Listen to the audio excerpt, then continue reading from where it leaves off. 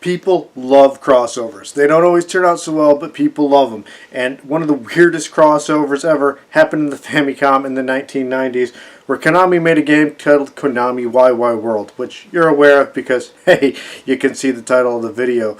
Anyway, Konami Wai Wai World takes a bunch of characters from some of Konami's greatest games that include characters like Simon Belmont from Castlevania and Goemon, and throws them all together in one huge game.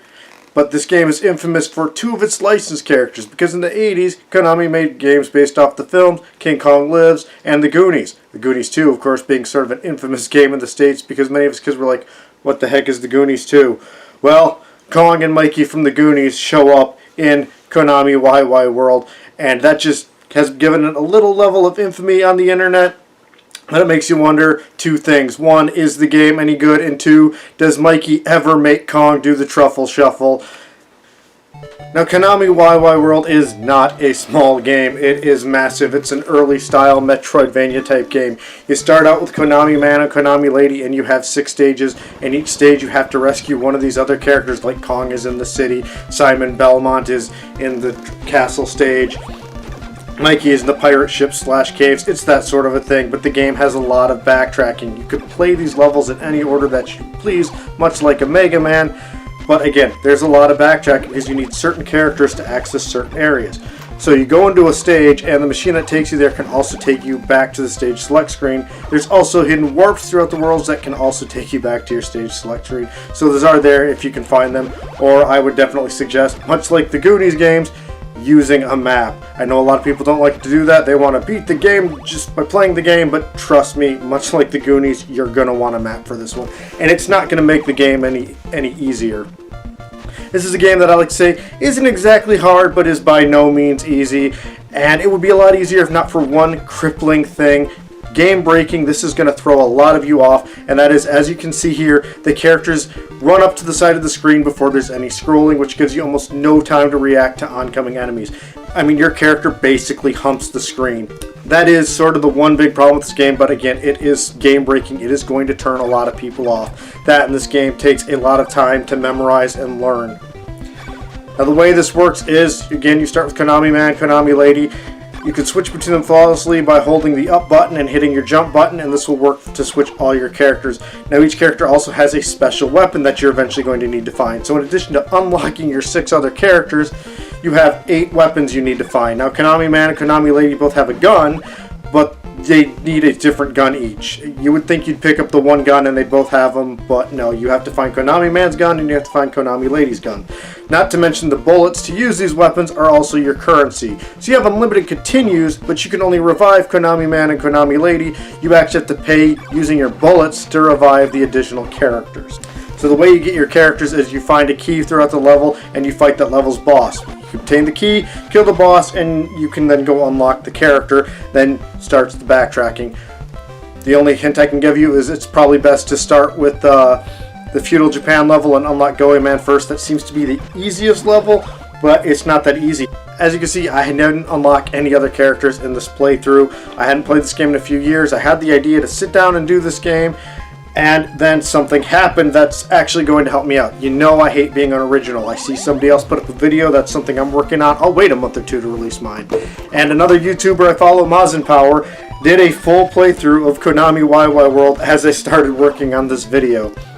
So my initial reaction was, well, I guess I'll wait a month or two, and then I thought, nah, this is actually the perfect time for me to do it, because again, I hadn't played the game in a while, and I'm probably not going to get much footage, so if you want to see all the characters and all their glory, I am going to link Mazin's video in this description, and I highly recommend it. Although it is a fairly long video, it is a full playthrough. Again, this is a fairly difficult game. It's one of those games you get a little bit better at each time you play it, but again, it does have a high difficulty level, and Mazin does a no-death run. It's incredible. I've watched the video like 3 times in the past month. Maybe it was 4. 3 or 4 times in the past month. It doesn't matter. It's fantastic. If you want to know more about the game, he really goes in depth with it. He tells you everything you need to know, and you can see all these characters in all those glory, including Kong and Mikey, because let's be honest, if you're a Westerner, that's why you're probably playing this, for that dream team of Simon Belmont, King Kong, and Mikey fighting together. Who knew that was ever going to be a thing? As far as a recommendation, This is a hard game for me to recommend, mostly because of that whole thing with you running up on the side of the screen. That is really going to put a lot of people off. Plus the amount of time it takes to play this game. It really does require a lot of time and focus. Now when I do these videos, I'm working 6 days a week. I have a couple hours throughout the week where I try and play the game to get reacquainted with it, especially something like this where it's been a few hours, and then I have maybe an hour or two on a Saturday to play the games. And because I'm using a DVD recorder, I like to get all my gameplay footage for 1 month so I'm not wasting a DVD. So I usually have max an hour to play a game and get footage of it. So I got what I could here, and that's why having Mazen's video helps me out so much. It's a great video. Again, check it out. Konami Wai Wai World is a great game, don't get me wrong. It's just, again, a difficult recommend because of how big it is, how much memorization it takes, and holy crap, the fact that your character wants to basically molest the edge of your TV while you're playing it. That is, again, I cannot stress this enough. It may not look like much, but when you have like a half a second to react to things, and you basically have to memorize enemy placements, it is definitely going to push some people away from this game. If it sounds like a title you might be interested in, you might as well go ahead and give it a go. It's actually not a terribly expensive game. It usually retails for $20 to $50, and there seems to be plenty of copies online that are actually here in the United States, so you don't need to import it. If it doesn't sound like something that you'd be interested in, but you like the concept, but you want something a little more accessible, you're in luck because there is a sequel, Konami Wai Wai World 2 on the Famicom. Now, I'd only recently picked this game up. See, I started doing Konami Wai Wai World, saw Mazen's video, was like, should I do mine, should I not? Then I had the idea, now is the time to pick up the sequel, and I figured to hell with it. I'm going to do an entire month of nothing but Famicom titles, and we're kicking it off with the Konami Wai Wai World games. So Konami Wai Wai World 2 is definitely a game that is more accessible. It is completely different from the first game. For example, you actually play as 4 characters. Your main character, who is credited as Rickle, I've seen online, and Rickaroo, and just Rick. It doesn't matter. He's not Konami Man, but I guess if you wanted to call him Konami Man, you can. Who cares? His name's not important.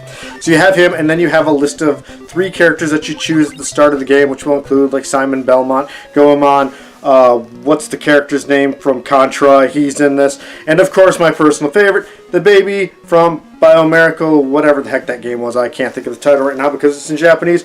The infamous Konami game where you play as a baby running around eating cake. So, if you thought seeing Kong fighting alongside Mikey from the Goonies and Simon Belmont was crazy, here we have a baby fighting along characters like Simon Belmont and Goemon. So you pick your team from the start of the game, and that's what you're stuck with. So you mainly play the game as Rick. We're just going to call him Rick here. Let's make it simple. And throughout the game, you'll get power-ups, and these power-ups are fairly frequent. That'll start this whole like roulette thing, kind of like Transbot. Never thought I'd be referencing that game again. But it's much slower than in Transbot. It's real easy to let the roulette land on the character you want. You can hit up and A again, just like in the previous game, and then you can play as that character for about 60 seconds and use their abilities. This is a pretty cool way to do that, and the game's definitely more of a straightforward platformer, no more Metroidvania. There's even a shooter stage based on the Konami classic Twin B, or Stinger as you might know it in the US. I freaking love that game, so seeing this level here was awesome.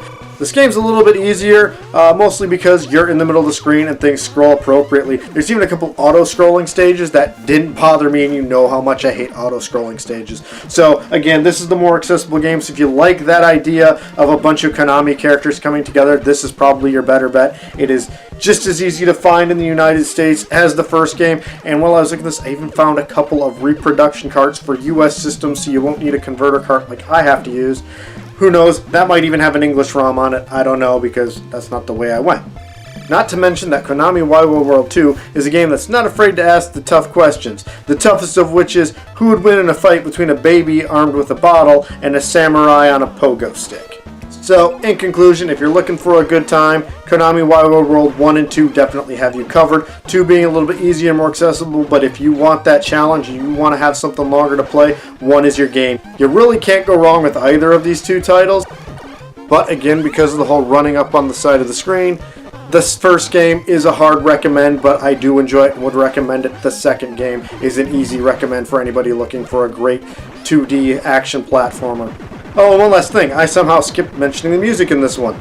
It's Konami. The music is phenomenal. You're going to love it. It keeps things going. What more do I need to say? So, decide which of these 2 games is the perfect one for you. If not both of them, pick them up, give them a try, and we'll see you next time on Famicom Month.